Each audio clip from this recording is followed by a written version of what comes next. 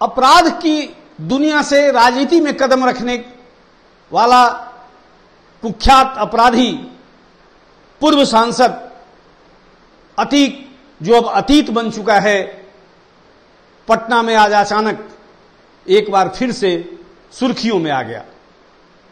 मैं बात कर रहा हूं बिहार की राजधानी पटना में जामा मस्जिद में आज अंतिम जुम्मे की नमाज पढ़ी गई और उसके दौरान अतीक जिंदाबाद और अतीक शहीद हैं, इन सारे नारों के साथ वहां की जनता मीडिया कर्मियों के साथ भिड़ गई। नमस्कार, मैं Sunil Pandey, Bihar updates digital news platform पर आपका स्वागत है। हर कोई जानता है कि अतीक की हत्या की गई। अतीक की हत्या कैसे हुई, नहीं होनी चाहिए, उसके क्रिया प्रतिक्रिया पर कई विवाद खड़े हैं। मामला सुप्रीम कोर्ट में है और उत्तर प्रदेश सरकार ने भी एक एसआईटी गठन करके उसकी जांच कर रही है। लेकिन आज चर्चा इस बात की है कि अतीत बन चुका अतीक आखिर क्यों पटना में कुछ खास मुसलमानों का प्रिय बन गया कि उसके शहीद होने के नारे लगाए गए और उत्तर प्रदेश गवर्नमेंट और केंद्र सरकार के खिलाफ भी नारेबाजी हुई। अतीक के विषय में बताना कोई जरूरी नहीं है।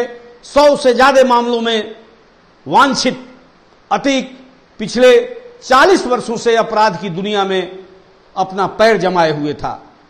आपको जानकर आश्चर्य होगा कि पहली दफा उसने हत्या 17 वर्ष की उम्र में की और तब से वो जो एक आवेग से अपराध की दुनिया में कदम रखा तो पीछे मुड़कर नहीं देखा। ये अलग बात है कि सत्ता से संरक्षण पाकर वो अपराध से फिर राजनीति में कदम रखता है और धीरे धीरे गति पकड़ता हुआ वो सांसद बनता है, 5 बार विधायक बनता है। लेकिन अपराध की दुनिया में इस तरह से जमने के बाद लोकप्रियता का ग्राफ भी उसका गिरता है। चूंकि उसके निशाने पर गरीब तबके के भी लोग थे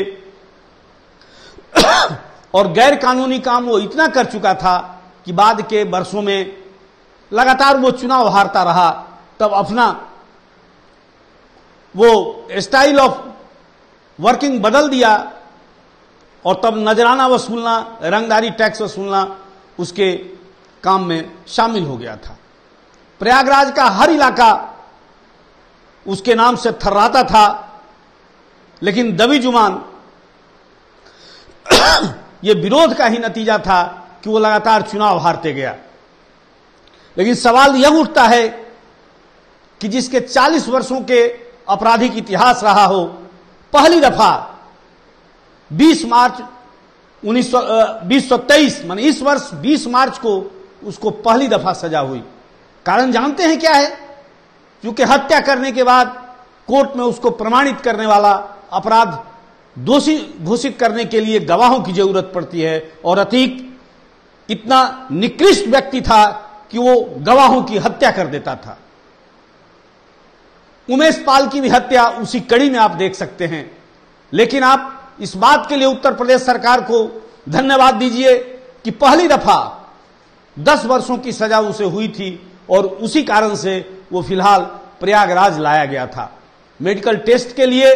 क्योंकि पुलिस हिरासत में आने के बाद यदि उसे रिमांड पर दिया जाता है तो उसके पहले मेडिकल चेकअप जरूरत होती है, उसी दौरान उसकी हत्या हो जाती है। मैं हत्या की प्रक्रिया पर मैं मानता हूं कि वहां के प्रशासन से चूक हुई है, वहां जो सुरक्षाकर्मी थे उससे चूक हुई है। ऐसे कई अपराध वैसे हुए हैं देश में। आप बिहार की बात करेंगे तो पूर्व मंत्री ब्रिज बिहारी की भी हत्या पुलिस संरक्षण में ही हुई थी। लेकिन सवाल यह उठता है कि 40 वर्षों से आखिर किसके संरक्षण से वो पला बढ़ा? जाहिर है राजनीतिक संरक्षक मिला और कई पार्टियां, खास करके 2 पार्टियों से वो लगातार जुड़ा रहा और अंतिम समय में ओवैसी के पार्टी का वो सदस्य बना था। इस तरह से आप देखेंगे कि इसकी आग तपिश अब दूसरे प्रदेशों में भी फैल रही है। पटना की घटना उसी आलोक में देखने की जरूरत है और मैं इस बात को बड़े पुरजोर तरीके से रखना चाहता हूं कि पटना का प्रशासन आखिर क्या कर रहा था। वहां बेशक सुरक्षा व्यवस्था जरूर होगी और उन पुलिस कर्मियों के समक्ष यदि कोई इस तरह की नारेबाजी करता है तो दोषी कौन है, इस पर गहरी जांच की जरूरत है और शीघ्र उस व्यक्ति को तलाश करने की जरूरत है जो ऐसे कर्मों कुकर्मों को संरक्षण दे रहा था। धन्यवाद।